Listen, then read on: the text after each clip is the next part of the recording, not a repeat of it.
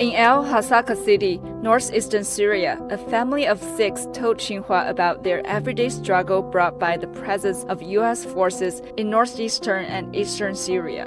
Ghassan al-Hamoud, a 51-year-old schoolteacher and father, recalled a time when life under Syrian governance was peaceful with accessible education, food security, and family bonds. However, the American occupation has stripped away these comforts. نحن في السابق كنا عايشين حياة رائعة، حياة تسودها الرفاهية في ظل الحكومة السورية.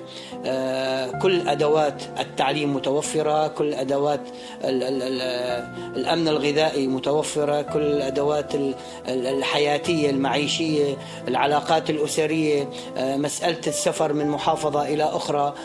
هذا الموضوع نحن إذا قارناه اليوم، نحن وجود الاحتلال الأمريكي حرمنا من هاي الأمور ووضع العصي في العجلات في كثير من القضايا.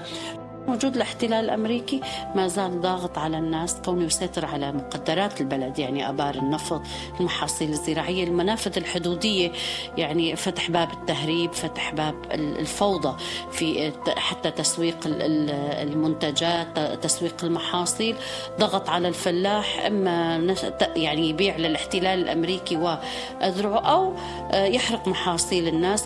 هذا الموضوع حكماً سينعكس على الحياة الاقتصادية بشكل سلبي.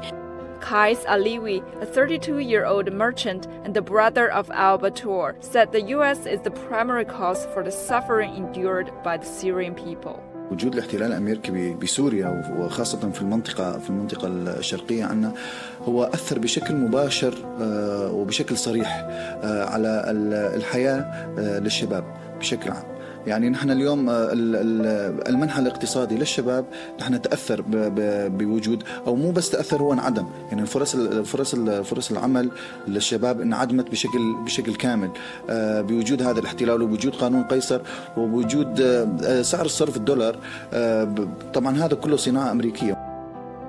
Noor al-Hamoud, an 11-year-old student and the youngest member of the family, expresses her challenges, including the considerable distance to school and the overcrowded conditions in her classrooms. سكروا كل المدارس القريبة عن بيوتنا، صرنا نروح مسافات كتير طويلة. عم نيجي نحن بالمطر وبالبرد.